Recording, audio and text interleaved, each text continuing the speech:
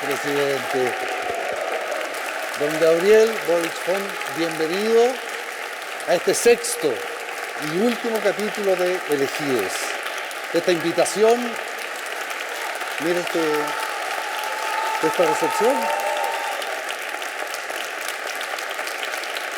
Por favor, como le decía, es una invitación a revisitar el pasado para entender un poco el presente, que no está fácil, pero con una mirada puesta más bien en el futuro. ¿Qué espera para esta noche?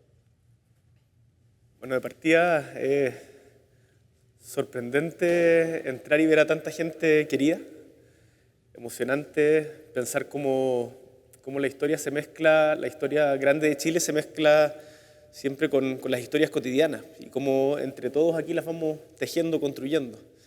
Y que lo primero que pienso es que si bien me toca estar a mí acá, la historia la hemos construido muchos y muchas y veo acá a grandes protagonistas también de esa historia. Así que es muy emocionante estar acá. Usted, de alguna forma, representa a una generación que llegó a encontrarse con un país ya con una herida sangrante. Es por eso que, a diferencia de los otros presidentes que estuvieron sentados aquí, que representaron este viaje de la democracia, su mirada es muy particular. Por eso quiero iniciar e invitarlo a usted y a todos a iniciar este viaje en la memoria contado en primera persona.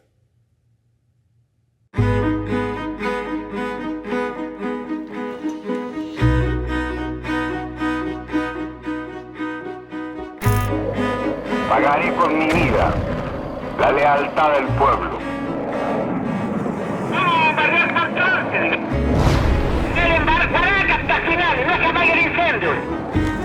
Podrán avanzar, pero no se detienen los procesos sociales, ni con el crimen, ni con la fuerza. Estamos atacando a los marxistas. La historia es nuestra y la hacen los pueblos. Hace 50 años yo no había nacido. Mi padre era un joven profesional magallánico en la ENAP y mi madre una adolescente de 13 años, también en Punta Arenas. No se conocían aún y con sueños de construir un país más justo que me transmitieron.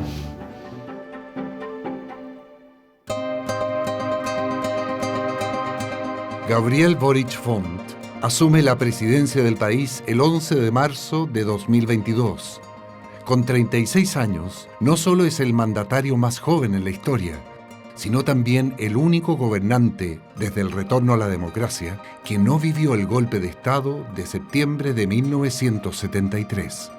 Yo nací el 11 de febrero de 1986 en Punta Arenas y tengo algunos recuerdos difusos de los 80, pero que los he ido quizás reconstruyendo más bien con la memoria histórica más que con la propia. Y muy anclado en Magallanes. Todo, para mí Magallanes era mi mundo. Hijo mayor del matrimonio compuesto por Luis Boric Scarpa y María Soledad Font Aguilera, Gabriel nace y vive sus primeros años en las postrimerías de la dictadura militar. Me acuerdo que en mi casa había un mueble blanco donde había una calcamonía del no. Esto, por lo tanto, debe haber sido el 88, yo tenía 2 años y me acuerdo de esa calcamonía. Obviamente, con tan solo 2 años de edad, Gabriel no entiende entonces el significado de aquella calcomanía. Mucho menos sabe que mientras él da sus primeros pasos, el régimen militar de Augusto Pinochet da sus últimos.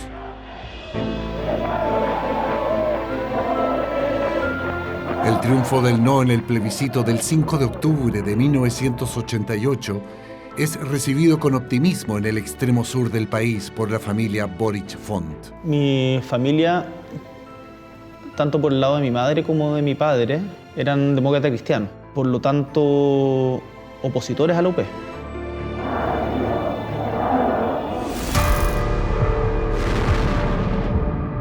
Y cuando fue el golpe, mi padre siempre me dice que él se opuso desde un principio. Él, de haber tenido un poco menos de 30 años, trabajaba en el edificio central de ENAP, que queda en la plaza de Punta Arenas, y dice que lo sacaron con fusil, apuntándolos y con las manos en alto, los sacaron a todos, y afuera estaba la intendencia y hay unas imágenes donde habían tanquetas. Una cosa que siempre me sorprendió mucho en las rememoraciones del golpe que se hacen históricamente es que cuando se plantea desde la televisión, siempre se pone mucho énfasis en Santiago, por evidentemente la moneda, pero el golpe también sucedió en regiones y también se vivieron historias terribles.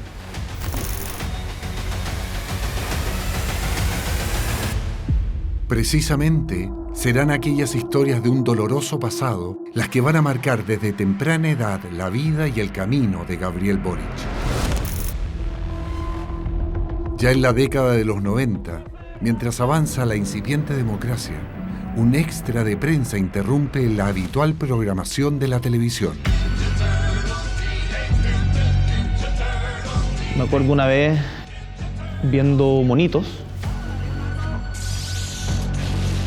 sin conciencia histórica aún, pero estaba viendo monitos y de repente interrumpieron las transmisiones para contar el veredicto del juicio a, si mal no recuerdo, Manuel Contreras y Pinoza. Ha dictado sentencia de segunda instancia en el llamado caso Letelier y ha confirmado el fallo de primer grado emitido por el ministro Bañado.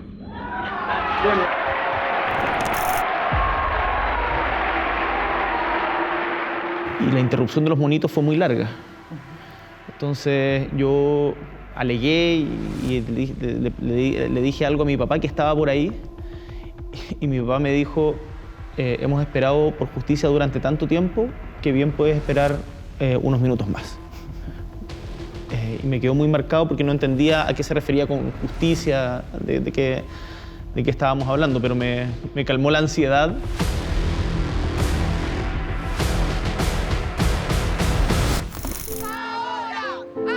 Si bien corren tiempos de democracia, para muchos chilenos y chilenas, las heridas de la dictadura militar no son fáciles de cerrar.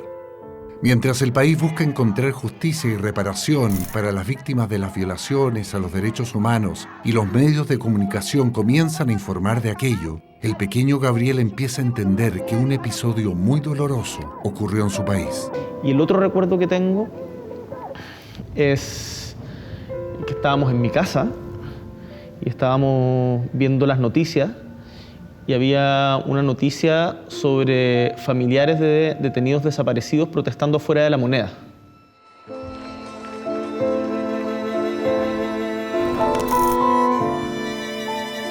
Nosotros los buscamos y esperamos por ellos como que si hoy día hubieran desaparecido mientras no los encontremos.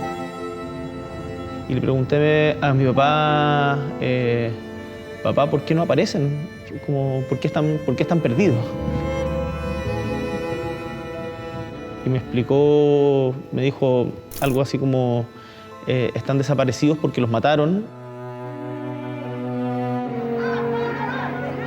Me acuerdo muy la imagen de las familiares, mujeres, protestando en búsqueda de sus seres queridos.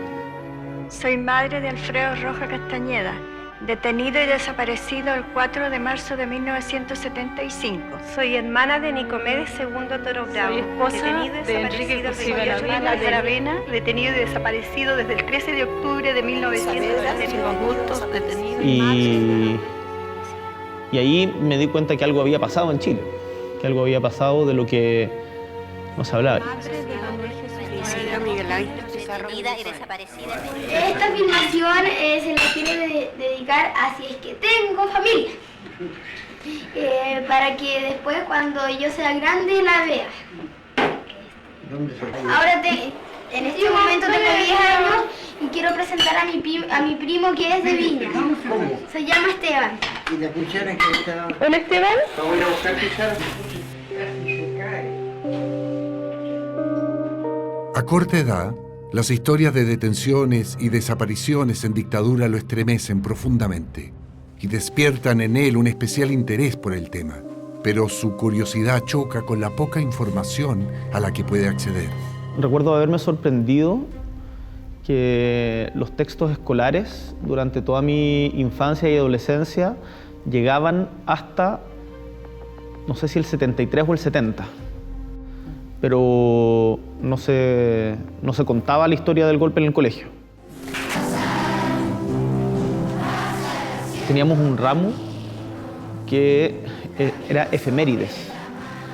Se llamaba efemérides, que es esta versión deslavada de la historia en donde te enseñan fechas, hitos, pero no procesos, no interpretaciones.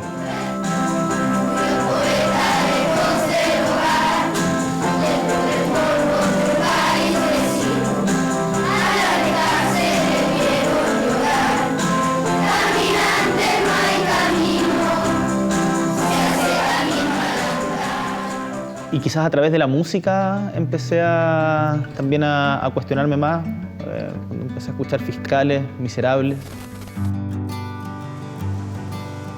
Grupos de punk chileno que hablaban abiertamente de lo que estaba pasando. Los Miserables tienen un disco que se llama Retroceder Nunca, Rendirse Jamás, en donde hay una canción que se llama Pisagua, que cuenta la historia del campo de detención de Pisagua.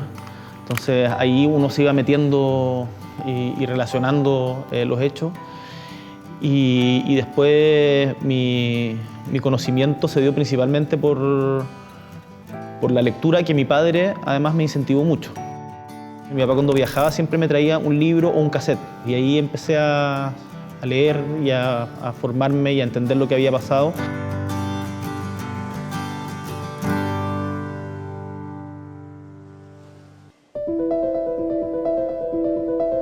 Durante los últimos años de la década del 90, ocurre un importante hito que marca significativamente a Gabriel. Y yo diría que el año que marca como ya un interés más definitivo es el 98, con la detención de Pinochet en Londres. En octubre de 1998, estando de viaje en Londres, Augusto Pinochet es detenido en virtud de una orden de captura emanada por el juez español Baltasar Garzón, quien busca someterlo a juicio por los asesinatos de varios ciudadanos españoles ocurridos durante la dictadura militar chilena. Cuando detienen a Pinochet en Londres, en Chile se abre un debate muy grande en donde se desatan todas las pasiones que generaba el dictador, y me involucré más en la historia.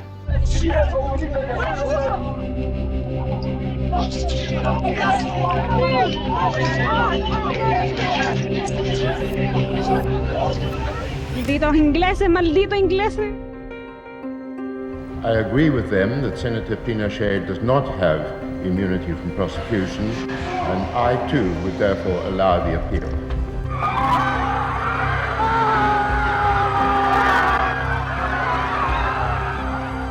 Chile no se merece esto. Ustedes saben como chilenos que no se merece esto. Pinochet tiene que venir acá. Nada borra lo que es el significado de este fallo universal. Mi padre ha recibido el golpe el día de su cumpleaños, con un sadismo y una crueldad que va más allá de las condiciones reales de los derechos del hombre. Mientras en nuestro país los ánimos se acaloran entre partidarios y opositores a la figura del general Pinochet, Gabriel Boric comienza a buscar en su familia y cercanos la información que no encuentra en la educación formal. De a poco empieza a reconstruir aquella historia que no vivió y a forjar su propia conciencia política. Un personaje importante en este aspecto es su tío, Roque Tomás Escarpa. Él fue un periodista de oficio y era un hombre de radio, demócrata cristiano también, muy activo, y fue un férreo opositor a la dictadura, y por lo cual recibió muchas amenazas y, según me comentaron después, y se vivía un poquito eso a principios de los 90, hubo harto miedo, porque en Punta Arenas, además, en Punta Arenas fue la primera protesta pública contra Pinochet, lo que se conoce como el puntarenazo. El domingo 26 de febrero de 1984, la plaza de Punta Arenas fue el escenario de una de las primeras manifestaciones públicas en contra de Augusto Pinochet. Cuando junto a militares y civiles el general se dirigía a realizar una ceremonia oficial, un grupo de personas comenzaron a gritar consignas en su contra. Le gritan desde la iglesia catedral, le gritan a Pinochet asesino, un grupo de manifestantes en la plaza. Fue muy potente.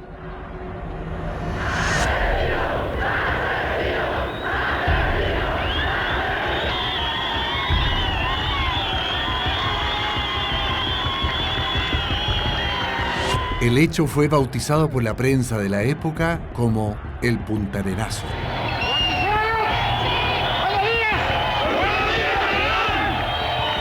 Y después los militares en represalia pusieron una bomba en la parroquia de Fátima y hubo una persecución muy fuerte.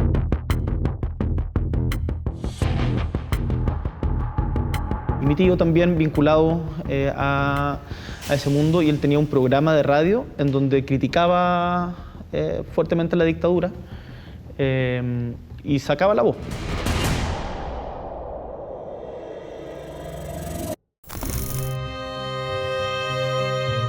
Años más tarde, tras el fin de la dictadura, Roque Tomás Escarpa se convierte en el primer intendente de la nueva democracia en Magallanes y su sobrino Gabriel en una frecuente visita en su hogar. Ir a su casa para mí era fascinante porque era el lugar donde más libros había que yo conocía. Conversábamos de todo, le gustaba mucho la historia y yo lo iba a ver mucho. Era de estos tíos a los que como uno llegaba sin aviso. Recuerdo que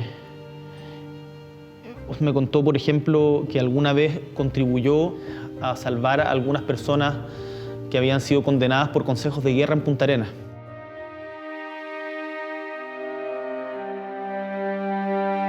En la medida en que iba como descubriendo lo que había pasado, me daba mucha rabia. Me costó mucho como creer y entender que habían matado gente por pensar distinto. Y más aún que habían hecho desaparecer a gente. Eso no, era una cuestión que me violentaba muchísimo. A medida que va creciendo y la década de los 90 se va despidiendo, Gabriel, quien ya es un adolescente, comienza a relacionarse con otros estudiantes que comparten sus mismas inquietudes. Yo empecé a militar políticamente relativamente joven, a los 13 años más o menos, en una organización éramos todos cabros chicos, se llamaba I al Cubo, Intransigencia Izquierda Insurreccionalista. Y teníamos reuniones de formación entre nosotros mismos, los viernes a las 3 de la tarde. Entonces discutíamos cosas tales como ¿el fin justifica los medios? Nos hacíamos esas preguntas. Y leíamos y después hacíamos intercambio de música y de libros. Yo ahí me fui politizando a partir de lectura de historia principalmente. Es en esta época de estudiante que participa activamente en jornadas de liderazgo. Se invitaban a como referentes de la política regional a conversar con los estudiantes. Era una instancia muy única y especial. Ahí, a partir de esas jornadas de liderazgo, en donde se invitaban a centros de estudiantes de otros colegios, me di cuenta, ahí tomé conciencia de las diferencias de clase que existían incluso en una ciudad tan chica como Punta Arenas. Yo iba en un colegio particular y empecé a conocer a chicos y chicas de colegios municipales.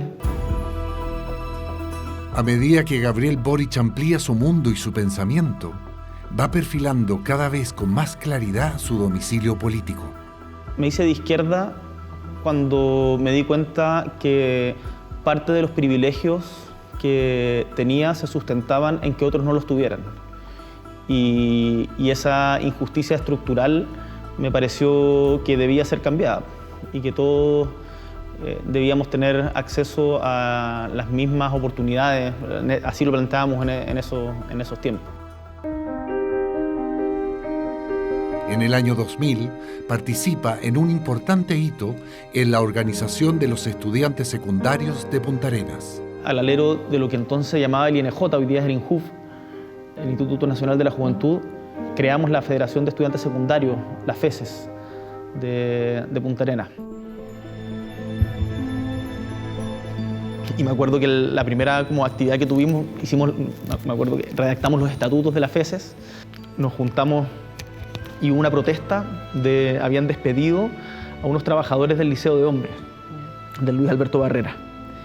Y los que estábamos en esta formación, formando la FESES, y llamamos a una conferencia de prensa, en donde llegaron, por supuesto, solo medios regionales y poquitos, y hicimos el gesto simbólico de sacarnos las corbatas.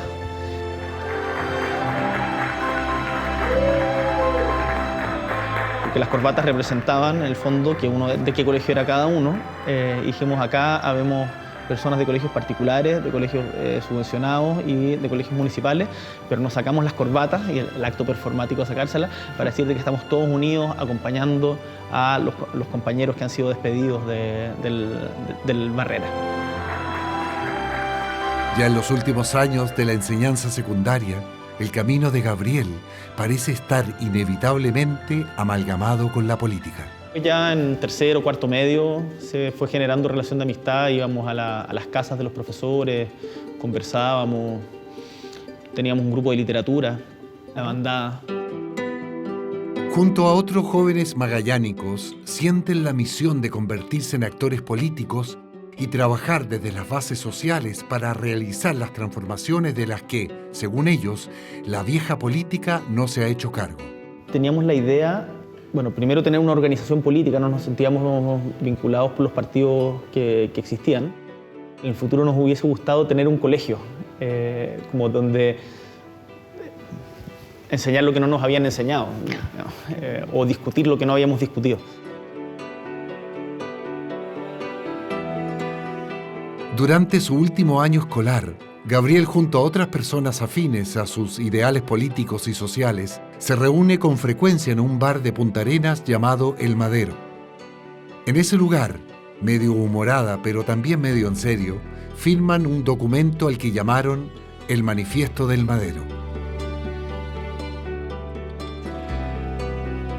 Y se supone que este Manifiesto del Madero, teníamos la idea de que a cada institución universitaria a la que fuéramos, a la que quedáramos, vincularnos a los centros de estudiantes y tratar de plantear nuestras ideas desde ahí, todo muy ingenuo. Pero eso se diluyó rápidamente. Entré después a la Chile y ahí entré en un camino parecido, pero no con esa misma gente. Al terminar sus estudios secundarios, la vida de Gabriel sufre un profundo cambio. El año 2004 deja su natal Punta Arenas y viaja a Santiago para entrar a estudiar Derecho en la Universidad de Chile. Fue muy difícil en términos de que Santiago es muy distinto a Punta Arenas. Y yo me siento muy magallánico y me costó mucho acostumbrarme al ritmo de la ciudad. Me costó mucho acostumbrarme a su velocidad, a su irascibilidad, a sus distancias. Son días difíciles, donde la capital parece más fría que su austral Magallanes. Me acuerdo que fui a comer un día a la casa de una tía, de la hermana de mi papá, que vivía en La Cisterna, y me sorprendió. Me bajo en La Cisterna, habiéndome subido en, no sé, Baquedano, por ejemplo, y darme cuenta cómo una ciudad podía cambiar tanto en diferentes sentidos. ¿Cuántas ciudades habían en Santiago?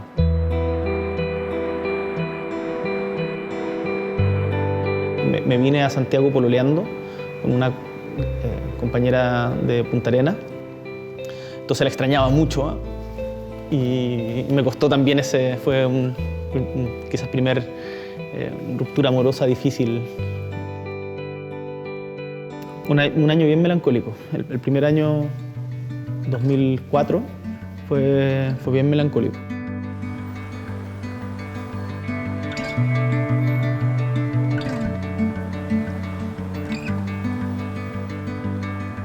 De haber sido febrero del 2004, acompañé a mi hermano chico, Tomás, a un campeonato nacional de ajedrez. Mi hermano es muy buen ajedrecista. Y me acuerdo de haber venido a La Moneda. En esa época, mirar por primera vez La Moneda, y me acuerdo de tratar de conectarme con el día del golpe. Y esto, no estoy seguro si fue una como imagen mía o efectivamente era así, pero tengo la impresión de que por lo menos ese año, el 2004-2003, se veían todavía los balazos en los edificios adyacentes.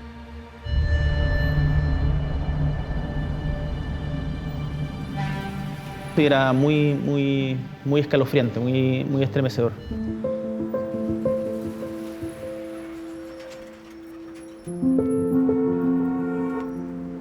Siempre cuando voy a lugares trato de imaginarme los hechos históricos que pasaron en esos lugares. Me genera mucha violencia el golpe de Estado. Me violenta mucho. Si bien, al igual que muchos chilenos, Gabriel no vivió los trágicos hechos de hace medio siglo, es innegable que aquella historia que escuchó desde muy niño marcó su vida y trazó el rumbo de su destino.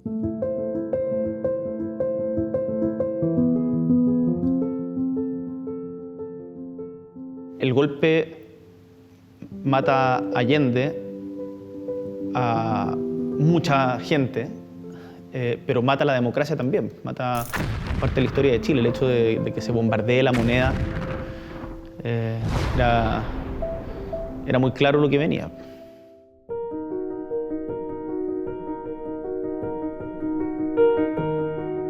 El hecho de que el 11 de septiembre de 1973 sectores civiles y militares bombardearon La Moneda, asesinaron personas y cancelaron la democracia es un hecho indiscutible.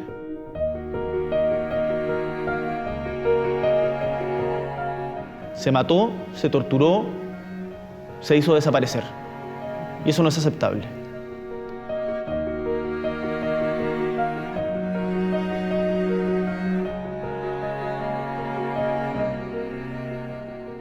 La principal importancia de recordar lo ocurrido es que nunca más nos vuelva a suceder y nunca más contribuyamos a que suceda, porque no es algo que haya pasado así nomás. Hoy día es tremendamente necesario el reivindicar la condena inequívoca al quiebre de la democracia y el que logremos el consenso de que los problemas de la democracia se resuelven con más democracia y no con menos.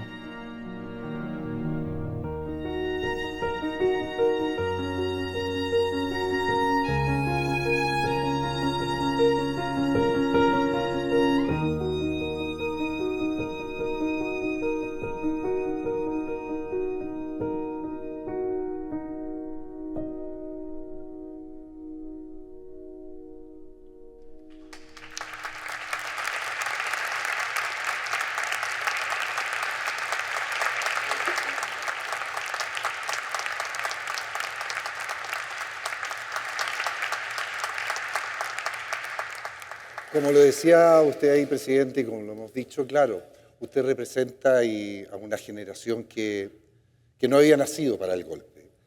Pero viendo este recorrido histórico, pensando en su sensibilidad, pensando en su gusto por la lectura, por la música, ¿cuánto queda de ese joven revolucionario, idealista, me imagino con ganas de hacer justicia? ¿Cuánto queda de eso? Mucho. Cuando uno se forma políticamente, los ideales y principios se marcan a fuego. Uno puede ir teniendo cintura táctica, decimos, y ir viendo qué es lo mejor para el momento, pero los principios y el lugar hacia donde aspiramos llegar, yo diría que se mantiene incólume.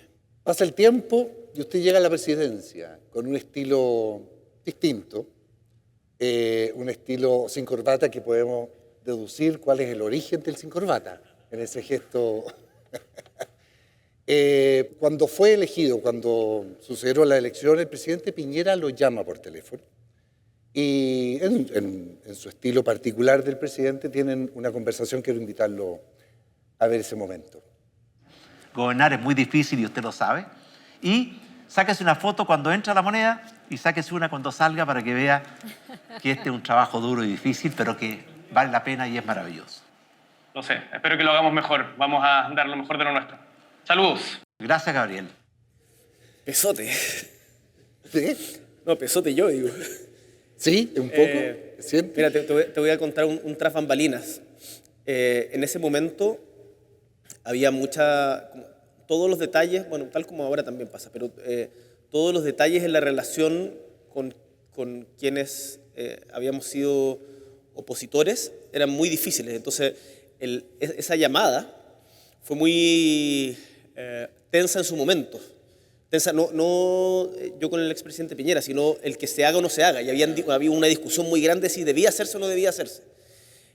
Y me acuerdo que lo conversamos mucho entre nuestro equipo, habían diferentes opiniones.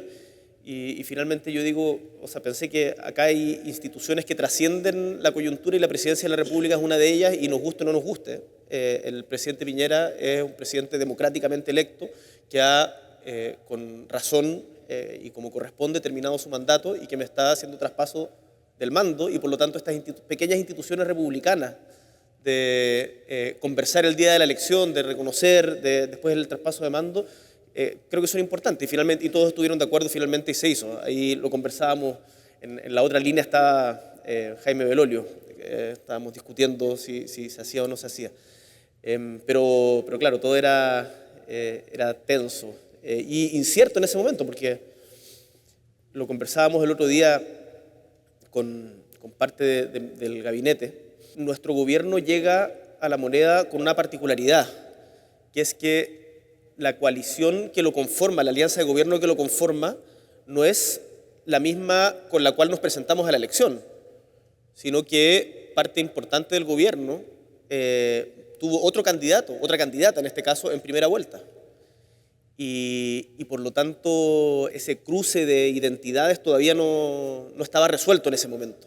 Yo creo que todavía sigue trabajándose, pero sí, eso ha sido un proceso bien importante. Juntando la pregunta que hace el presidente Piñera con respecto a que no era fácil, estos 18 meses, con respecto a hacer coincidir esta nueva coalición, además se siente el peso de la responsabilidad. ¿Cómo han sido estos 18 meses? Yo diría que hay una diferencia muy grande en los cargos en donde se representa tanta historia. Es bueno, me lo recordaban al inicio del programa, elegidos por la voluntad mayoritaria del pueblo. No es como ungidos por el dedo de Dios, no es ungidos por alguien o por la voluntad, sino elegidos por una mayoría. Y efectivamente esa carga de responsabilidad es difícil de llevar, pero a diferencia de lo que se cree, porque muchas veces la gente te saluda como dando como la sensación de que uno estuviera permanentemente atribulado o sumido en la angustia de los problemas cotidianos. Pero yo la verdad lo veo lo decía el otro día en un programa, tengo un optimismo que es irreductible, me despierto motivado, me enojo y paso mucha rabia, pero en general mi percepción en estos 18, casi año y medio, 18 meses que llevamos es positiva. mejor que la adolescencia atormentada, digamos. Y esa levantada en la mañana, siempre es la pregunta que un ciudadano común se hace. La contingencia política, especialmente entre periodos, es cuando, ¿cómo será el despertar del presidente? Así como a veces uno se despierta en la mañana y dice, oh, pero el presidente de la República. He tratado en el último tiempo de establecer una rutina, me levanto relativamente temprano, tengo la alarma a las 6:10 de la mañana, tengo una trotadora en la casa, escucho 2 discos, trato de escuchar 2 discos entre el trote y la ducha, generalmente discos que te ayuden a liberar energía, y después de eso, choque de realidad, me subo al auto, Pato Aguayo, a quien ya casi todos conocen, me dice, presidente, hubo tal problema, y me cuenta el listado de incidentes. Y ahí uno llega con y están los diarios, por supuesto, ahí. Hace 12 años también participó en otro cambio de mando, mire. Nosotros creemos que hay que crear camino propio, nuevos actores políticos. Es un gran triunfo para nosotros como movimiento que la mesa directiva de la FECH sea una mesa directiva de izquierda. Seguimos alegres, seguimos rebeldes y que vamos a salir a la calle con mucha fuerza mañana. Alegres y rebeldes. Ahí fue forjando amistades, compañeros de lucha, compañeros en el camino, que sin duda lo han acompañado. Hay muchos aquí presentes, la ministra Vallejo ahí, que salía. Y además, pero también me imagino que el hecho de estar asumiendo este cargo lo ha puesto en situaciones complejas, como aceptar la renuncia de otros grandes compañeros, como el ministro Jackson o la ministra Siches. ¿Cómo se enfrenta una situación así? Pensando en estos compañeros de ruta. Ha sido muy bonito el proceso de ir construyendo complicidades políticas y personales, no solamente con los compañeros de generación, sino con también quienes son mayores que nosotros y tuvieron otros procesos, son de la generación de los 80 o de los 90 incluso, y creo que en el gobierno y en particular en el gabinete ha habido un proceso de aprendizaje y de bajar las desconfianzas muy grande que está poco a poco, y espero que cada vez más, permeando en los partidos. Yo aspiro a que avancemos a una proyección de la coalición política, porque estoy convencido y viendo el mundo, de que las fuerzas progresistas no pueden seguir en la tentación absurda de la fragmentación, por reivindicar identidades particulares que al final poco le importan o poco ayudan a mejorar la calidad de vida de la gente. Dicho esto, entiendo hacia dónde va la pregunta, y con estos compañeros de ruta, con Giorgio, con Camila, con Isquia, éramos compañeros en el Senado Universitario, con la Carol, hemos tenido también diferentes momentos y hemos tenido diferencias antes. Yo diría que el mayor nivel de complicidad y de apoyo se ha formado y se ha forjado justamente en este desafío. Y por cierto, la renuncia, bueno, el cambio de gabinete después de la derrota del plebiscito del 4 de septiembre, era un cambio de gabinete que era muy evidente y por lo tanto no había mayores cuestionamientos a lo que había que hacer y era una decisión política que todos entendíamos. Por cierto, siempre cuesta cambiar a la gente, pero no hubo mayor, no diría que haya sido doloroso. Y eso lo conversamos con la ministra Siches también en su momento. Fue, por cierto, sorprendente la magnitud de la derrota del 4 de septiembre. Y eso yo diría que costó más asimilarlo, pero el cambio de gabinete de ahí era evidente. Y lo del ministro Jackson, al ministro Jackson se le atribuyeron delitos, cosas que no hizo, y se generó una presión en donde se puso su cabeza como precio para poder sentarse a conversar respecto de otras cosas que son importantes y que a nosotros nos parecían y nos siguen pareciendo que son prioritarias para los chilenos. Y finalmente lo que hace el ministro Jackson es decir, ¿sabes qué? Yo no voy a seguir siendo piedra de tope para que discutamos el tema de pensiones. Y por lo tanto él presenta su renuncia indignable, lo que me parece un gesto correcto, que fue difícil. Lo conversamos en su momento con la ministra Toá, con la ministra Vallejo, con quienes converso diariamente de la coyuntura y me nutro mucho de ese tándem. Y en política hay que tomar decisiones que duelen para poder avanzar. Ahora esperamos que eso se traduzca efectivamente en avances, porque hasta el día de hoy los chilenos y chilenas siguen esperando la reforma previsional. Entonces ahí yo aprovecho la instancia de convocar a todos a que nos pongamos de acuerdo en eso. La gente no puede seguir esperando. ¿Y ha sido difícil el diálogo? Ha sido difícil el diálogo, ha sido muy crispado.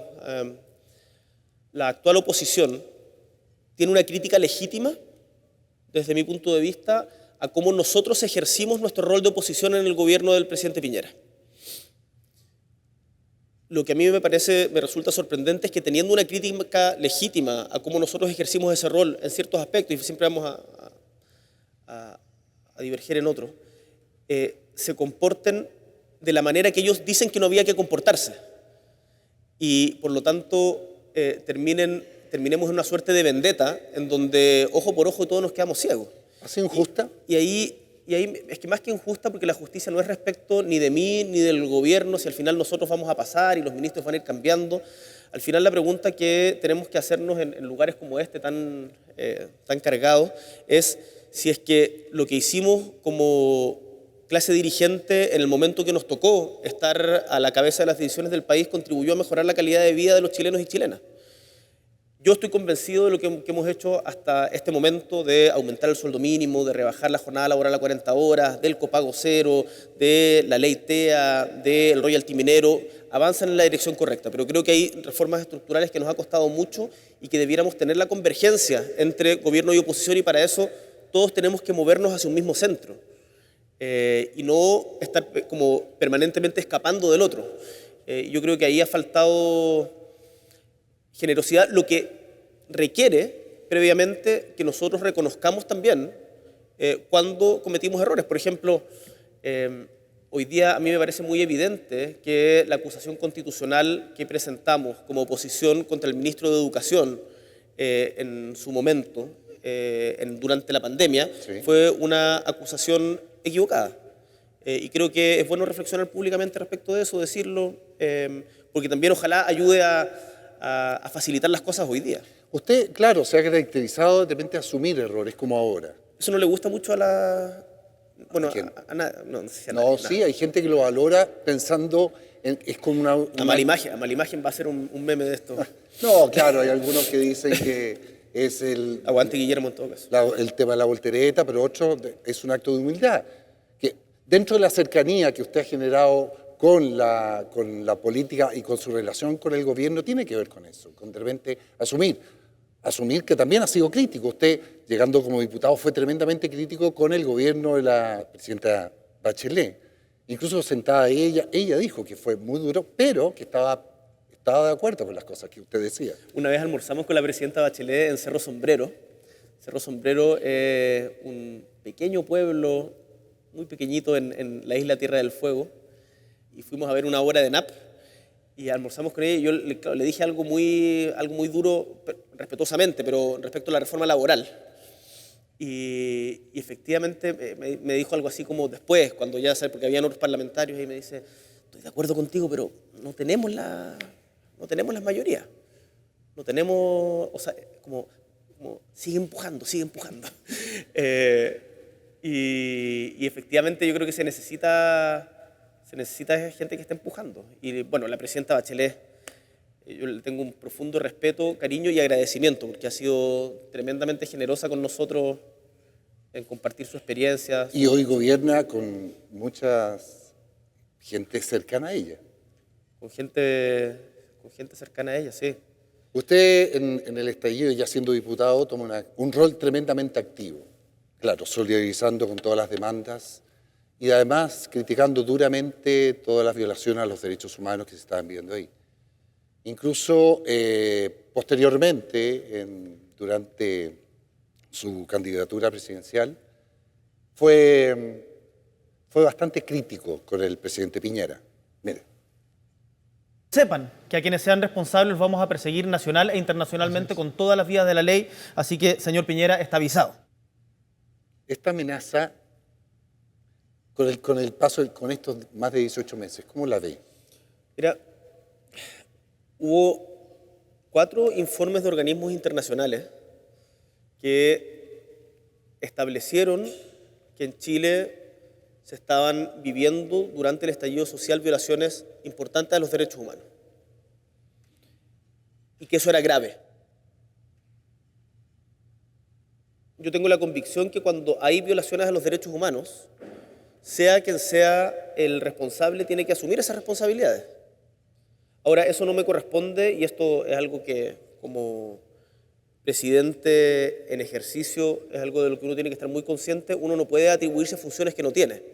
Y eso le corresponde determinarlo a los tribunales de justicia.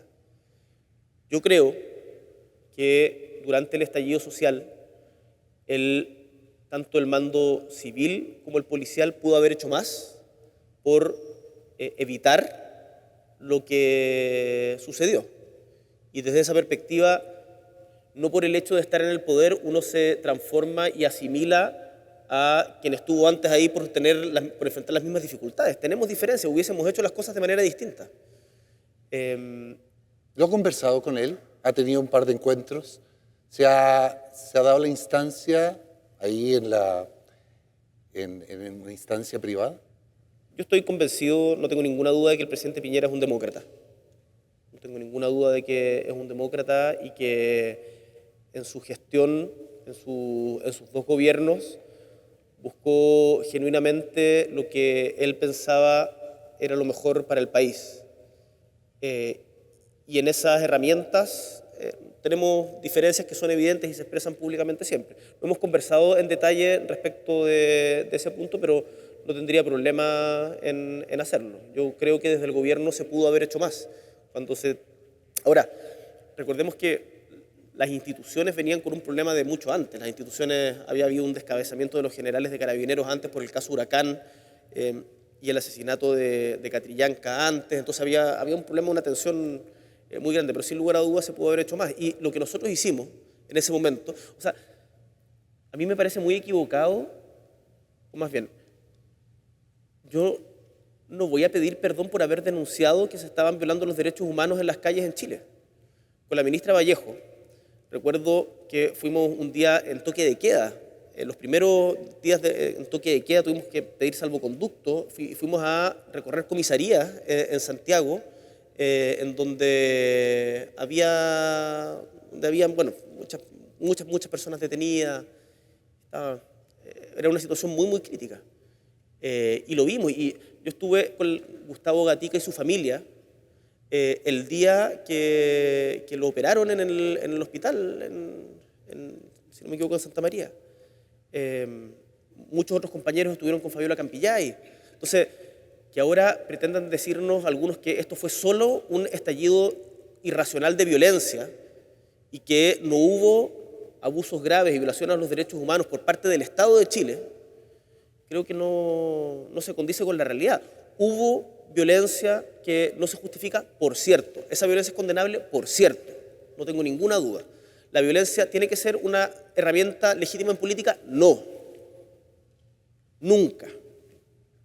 Pero para poder decir esas cosas no hay que negar lo que sucedió. Lo mismo aplica, creo, para la reflexión que estamos haciendo respecto a los 50 años. Y lo importante también es el diálogo. Por ejemplo, quiero recordarle el acuerdo del 15 de noviembre, que dicho sea de paso, yo creo que también ahí usted asume una característica tremendamente valorada por la ciudadanía, que es capaz de firmar por su cuenta, como a título personal, alejándose o distanciándose en ese momento de su partido. Cosa que había hecho otras partes. O sea, lo importante realmente de cruzar a la vereda del frente en pos del beneficio de la ciudadanía, digo.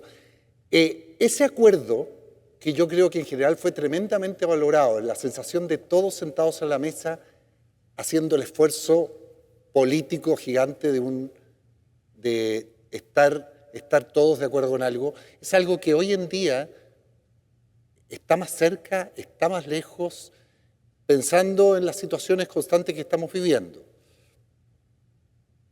Hoy día, en este momento, pareciera estar más lejos, pero yo creo que esas cosas dependen de la voluntad política, y por lo tanto la voluntad política se construye conversando, y yo le he manifestado a los principales liderazgos de la oposición institucionalmente a través de sus partidos, pero también en conversaciones privadas, que nosotros como gobierno estamos disponibles para llegar a grandes acuerdos en función de, insisto, mejorar la calidad de vida de los chilenos y chilenas. Y eso implica moverse de las posiciones originales que uno tenía. Y nos ha costado encontrar contrapartes en eso que estén dispuestos a salir de la presión de la presión de los propios. Desde la derecha alegan que la emergencia del Partido Republicano los tironea mucho a ellos para no perder a su propia base social. Yo creo, honestamente, que eso es un error y que cuando uno... esta frase famosa, si mal no recuerdo, es de Eduardo Frei Montalva, pero no se humilla quien pide por Chile. Y cuando hay un bien superior, los intereses partidistas debieran quedar... el cálculo de corto plazo de la próxima elección debiera quedar un poco de lado. Y en eso efectivamente ha sido difícil, pero estamos trabajando. Yo espero que tengamos resultados en esto, en cuestiones que le importan a los chilenos y chilenas. Y en este mismo edificio está diariamente la lucha por el segundo proceso constituyente. Así es. ¿Tiene la esperanza de terminar su mandato habiendo firmado una nueva constitución? Tengo esperanza, por cierto. La esperanza es algo a lo que yo no renuncio, pero tengo esa sana mezcla de optimismo de la voluntad y pesimismo de la inteligencia. Y veo que lo que está haciendo quienes tienen hoy día mayoría en la Convención Constitucional se aleja de la posibilidad de tener una constitución que sea una casa común para la mayoría de los chilenos y chilenas, con cuestiones abiertamente que van en contra de toda lógica, como el tema de las contribuciones, que favorece principalmente a los más ricos de este país, pero con otras cosas más de fondo, como el retroceso en los derechos de la mujer, que es algo a lo que nosotros por lo menos no estamos disponibles a aceptar. Yo espero que en esto se recapacite, en estos días, mientras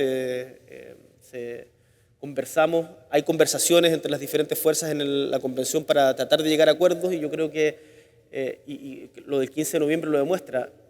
El 15 de noviembre estuvo a punto de fracasar muchas veces. Fueron como 48 horas seguidas en que estuvo a punto de caerse.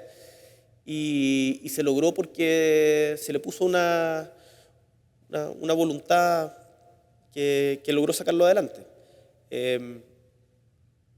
Yo espero que en el proceso constituyente quienes hoy día tienen mayoría entiendan que, tal como la tuvieron otros en el anterior y fue circunstancial, el problema constituyente, si es que no se cierra ahora, va a seguir abierto para el gobierno que venga. Porque tenemos una constitución, la de 1980, que uno es, desde mi punto de vista al menos, ilegítima en su origen. Se ha legitimado en el ejercicio y a partir de todas las reformas que se han hecho en democracia, pero tiene un vicio de origen muy fuerte. Pero dos, no es capaz de dar respuesta o no está a la altura de los desafíos que Chile tiene que enfrentar hoy. En materia de derecho ambiental, en materia de derechos sociales, en materia de derechos de la mujer, en materia de distribución del poder político, en materia de descentralización. Y por lo tanto es necesario tener una modificación profunda de esta y un saneamiento democrático de la misma. Creo que respecto también, permíteme que me extienda un segundo en esto, pero la reflexión respecto del 18 de octubre se ha ido empobreciendo con el tiempo. El 18 de octubre hubo una amplia mayoría de los chilenos, y durante todo ese periodo, que estuvieron muy conectados con la sensación de malestar que había. Esa sensación de malestar hoy día se ha traspasado a otros temas, pero sigue existiendo. Y yo invito a todos a que nos preguntemos qué hemos hecho para resolver lo esencial de esos problemas.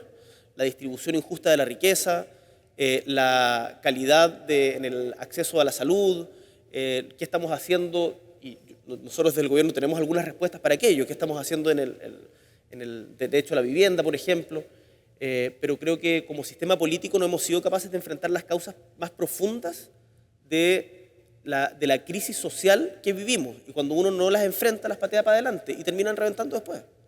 Entonces es muy cortoplacista pensar en que, bueno, total, me quedo con la Constitución del 80, si se rechaza me quedo con la del 80, total. Yo creo que es de un cortoplacismo grande lo que se está viendo por parte de la mayoría de la Convención hoy día. Hablemos un poco de esta conmemoración de los 50 años. cuando inició su gobierno, cuando se dio cuenta que iba usted a ser el presidente que iba a conmemorar los 50 años, ¿qué imaginó? ¿O se asemeja a lo que está sucediendo hoy día, no solamente en la forma, sino más bien en el fondo quizás? Porque quizás, claro, se podrían haber diseñado distintos eventos, pero en el fondo, lo que está sucediendo en la discusión diaria con respecto a qué es qué, cómo lo ven. Bueno, primero encuentro muy valioso lo que están haciendo desde los diferentes medios de comunicación, de revisitar la historia, escarbar, conocer, dar a conocer cosas que no se sabían. Este mismo programa, la valoración de las instituciones y la democracia, creo que se refuerzan con este tipo de conversaciones. Sin embargo, en el ambiente político, la verdad es que siento que hemos tenido un retroceso respecto de donde estábamos hace 10 años. Si hace 10 años había una clara condena al golpe de Estado, hoy día hay algunos parlamentarios de derecha que te dicen, no, es que sin Allende no hay Pinochet. Yo creo que esa frase es muy preocupante, porque ¿qué es lo que significa eso? Que si es que las condiciones se repitieran, ¿volverían a hacer lo mismo? O sea, ¿volvería a haber otro Pinochet? Si es que nosotros, si es que tuviéramos diferencias tan estructurales como se tuvieron en ese momento y las instituciones crujieran, ¿la alternativa sería un Pinochet? Nuestra respuesta a eso es que no. La democracia siempre tiene otros caminos, que son pacíficos, que son institucionales. Y ahí me parece que hay algo que reflexionar más allá del dime y direte de si firmo o no firmo una declaración, no sé, más allá de eso, si acá esto no... Eso es, como decía el presidente Lagos, todas esas polémicas van a ser hojarasca, lo que queda es los principios profundos que defendemos. Y los principios profundos que somos capaces además de compartir. No solamente los que somos capaces de afirmar entre los propios, sino los que somos capaces de compartir como sociedad y diferentes actorías políticas. Y en eso yo creo que en este momento, y ojalá que logremos revertirlo, y yo voy a trabajar para revertirlo, no para profundizarlo, creo que con ciertos sectores de derecha ha habido un distanciamiento. Presidente, usted siendo un profundo admirador del presidente Allende, ¿hay alguna enseñanza que usted puede sacar de ahí, de ese gobierno, del gobierno de Salvador Allende? Hay múltiples enseñanzas, muchas de ellas no son novedad, sino también son parte de la reflexión que dio la misma izquierda en el exilio y en la clandestinidad. Uno, lo dice, de hecho, Isabel Allende, la hija de Salvador Allende, sacó un libro esta semana que se llama algo así como La Semana del 11, en donde cuenta su experiencia desde el 8 de septiembre en la tarde hasta el 15 de septiembre, en donde sale al exilio por 17 años a México. Y en un párrafo dice, nosotros también sacamos experiencias de esto, la principal es sin lugar a dudas que para hacer grandes cambios estructurales tenemos que hacerlos con mayorías sociales estables, algo de esas características. Yo diría que eso es un aprendizaje que reverbera también con los resultados del plebiscito. Reverbera la historia con los resultados del plebiscito y habla de la sabiduría del pueblo también. Que muchas veces desde las élites políticas uno no puede pretender alejarse del sentido común de su pueblo. Creo que eso ahí se han cometido errores. Y eso es un aprendizaje importante. Pero cuando se trata de equiparar la reflexión respecto de la unidad popular con el golpe, me parece que hay una trampa histórica que es inadmisible. Y que si hubiese mira, acá nadie pretende imponer, o por lo menos nosotros no pretendemos imponer una sola versión de la historia. De hecho, hemos invitado a sumarse a una declaración de principios que explícitamente reconoce las diferencias que tenemos respecto al pasado.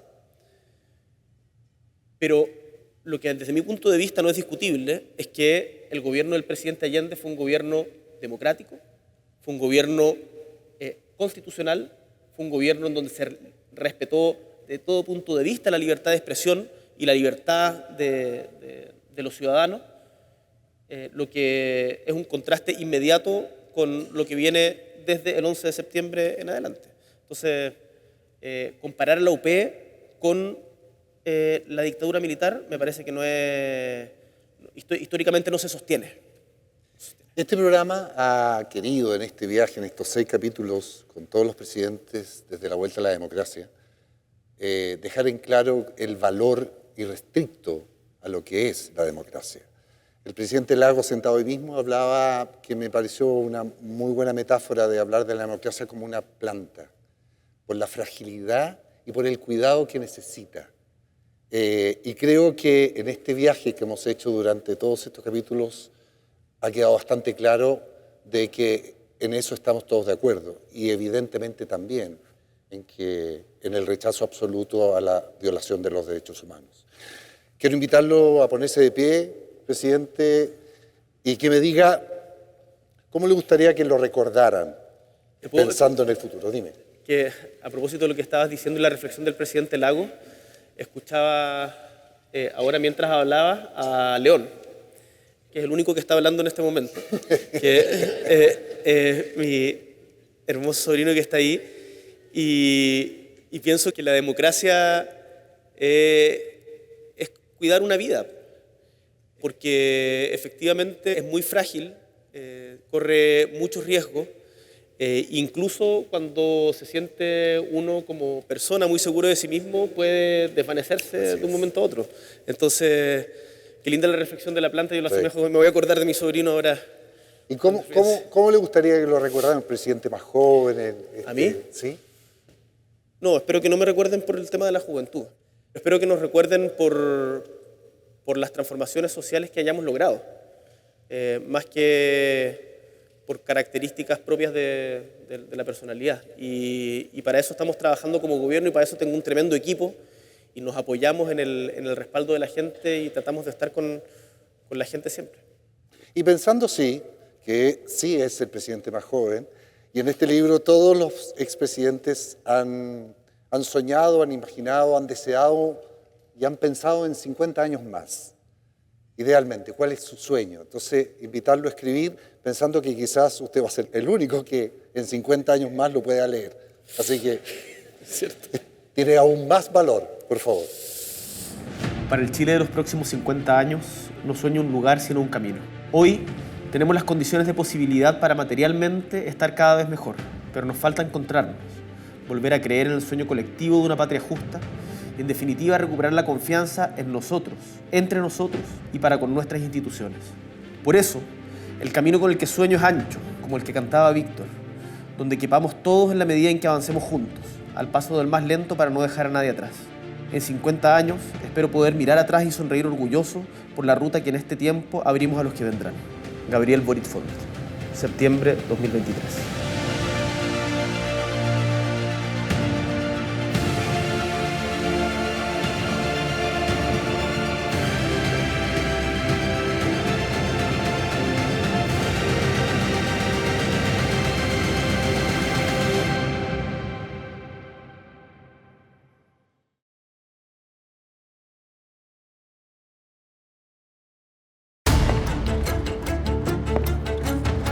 Cuando llegó la invitación no pude restarme y dije, vamos. Hay un recorrido histórico que me pareció fundamental. Hubo una oportunidad de formar parte de este relato.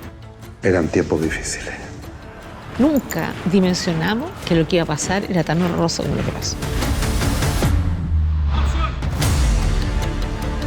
Yo no podía creer que eran aviones bombardeando la moneda. Mi país, cierto, enloqueció. Hay heridas que nunca fueron cerradas. Yo espero que nos sorprendamos todos con todas las historias que van a ser contadas por estos elegidos, desde una mirada bastante personal y un poco secreta. Hablar de esto, recordarlo, revivirlo, nos sirve a todos para sanar. Conversando entre todos nos dimos cuenta que todos tenemos una historia, ya sea que venga de nuestras familias, que venga de nuestros amigos, de nuestros conocidos, todos tenemos algo que contar. Chile puso su confianza en ellos y hoy nos cuentan su historia. Un recuerdo de la historia de nuestro país contado por sus protagonistas. Ellos han revivido su historia personal y también han reflexionado respecto de lo que ha pasado en Chile desde el 11 de septiembre del 73.